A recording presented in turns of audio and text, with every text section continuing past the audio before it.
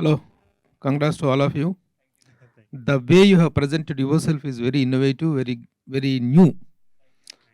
First of all, Nee Kadare Nee Katha.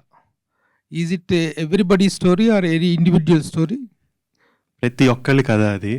And ఆ సినిమాలో not necessarily ఇప్పుడు మా లీడ్ని తీసుకుంటే తన కథే అందరూ రిలేట్ అవుతారని ఏం లేదు. ప్రతి ఒక్క పాత్రకి ఎవరో ఒకళ్ళు కనెక్ట్ అవుతారు. బికాజ్ ఆ సినిమాలో అందరి స్టోరీస్ అందరి లైఫ్లో ఇందాక నలుగురు హీరోలు అంటూ ఇంట్రడ్యూస్ చేశారు బయట లోపలికి వస్తున్నప్పుడు. ఆ నలుగురు హీరోల సంయుక్తమైన కథ, లేకపోతే it is everybody any individuals స్టోరీయా? It goes how?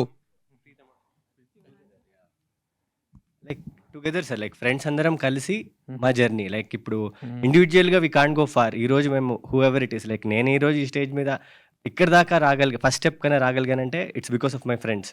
సో అలా ఫ్రెండ్స్ ఎంత major part of our life అని చెప్పడానికి. అంటే director, your the director Jonnalagadda, Yes. Your JB Jonnalagadda. మీరు వంశీ దానికి జొన్నలగడ్డ, వెళ్ళేటట్టయితే దానికి సంబంధం లేదండి. నేను దాన్ని జాయింట్ వెంచర్ అంటాను. Okay okay okay.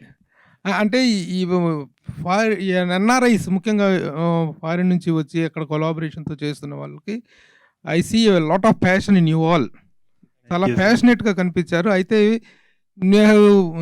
Been watching so many NRIs coming and making films here and they are going with empty hands and with disappointed results.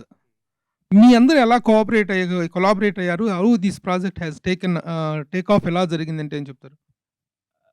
అంటే I think major factor is love for cinema అండి. నేను రాసినప్పుడు కూడా అసలు I started with this thought of ఈ story ఇప్పుడు ప్రతి ఒక్కరికి అర్థమవుద్ది, ఇది ఒక part of life that every one goes through అనేది. సో దాన్ని పట్టుకొని రాసిన తర్వాత when I started talking to people దీనికి కొలాబరేట్ అవ్వాలి అనేది, అది వాజ్ మై మేజర్ హుక్. అది చదివినప్పుడు దేవర్ లైక్ ఎస్, నేను దీనికి రిలేట్ అవుతున్నాను, I can understand this, so I want to be a part of this అని. అలాగా 1 by 1 ఇంకా అందరూ కేమ్ యాజ్ అ కలెక్టివ్ అన్నమాట. యు ఆర్ ఇన్ హాలీవుడ్లోనూ వాటితో రిలేషన్స్ ఉండబట్టి, మిగతా అందరితో వరల్డ్ సినిమాతో కూడా కొంత టచ్ ఉండబట్టి you have gone for the Hollywood టెక్నీషియన్సా, లేకపోతే is it the demand of the subject? How they got into the board? అంటే it was a mix.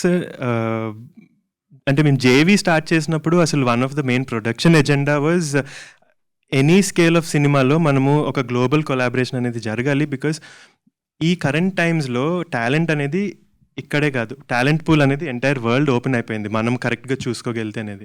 So అది ప్రొడక్షన్ ఎజెండా, మొత్తం మిక్స్ చేద్దాము, ఆల్ ఓవర్ ద గ్లోబ్ నుంచి తెద్దాము అనేది. దాని తర్వాత వచ్చిన మెట్రిక్ వాజ్ దీనికి కరెక్ట్ పర్సన్ ఎవరు అని నాకు ఒక ఫీలింగ్తో వెళ్ళాను అనమాట. సో మ్యూజిక్కి ఇలాంటి ఆర్కెస్ట్రల్ మ్యూజిక్ ఇతను కరెక్ట్ చేయగలుగుతాడు అని నేను అనుకున్న రోజు తనకి I started talking to them and pitch them the story. వాళ్ళు నచ్చి దే కేమ్ ఆన్ బోర్డ్. అలానే ఇప్పుడు సినిమాటోగ్రఫర్ అన్నా కానీ లోకల్ ఆర్టిస్ట్ చాలామంది ఉన్నారు. ఇప్పుడు మేము ఆన్ స్క్రీన్ కూడా చాలా మ్యూజిషియన్స్ని వాడాము. వాళ్ళందరూ కూడా they came from this they will concept చదివి దే లైక్ ఎస్, ఇది మాకు we want to be a part of this అనేది. It affordable to have all of them on the board? Actually is, and that was the whole agenda. It's అందరూ అనుకుంటారు ఇప్పుడు అరే international వెళ్ళాలి అంటే అసలు క్రోర్స్ డంప్ చేయాలి అనేది, బట్ ఇట్స్ యాక్చువల్లీ నాట్. చాలా లిమిటెడ్ బడ్జెట్తో కూడా మనము we can do a lot of things today because of ఎంత యాక్సెస్ వచ్చేసింది మనకి all over the world. 10 years ago అంటే నేను ఇప్పుడు బయట వాళ్ళు కావాలి అంటే నేను బయటకు వెళ్ళి ఎత్తుక్కొని ఇవన్నీ ఖర్చు, అక్కడే చేయాలి, అవి తెచ్చుకోవాలి అనేది. ఇప్పుడు అలాంటి రిస్ట్రిక్షన్స్ మనకి లేవు, ఇంటర్నెట్ ఉంది. What part of the film is shot in US and what part is done here? Entire film is in Hyderabad. The entire film is shot in Hyderabad.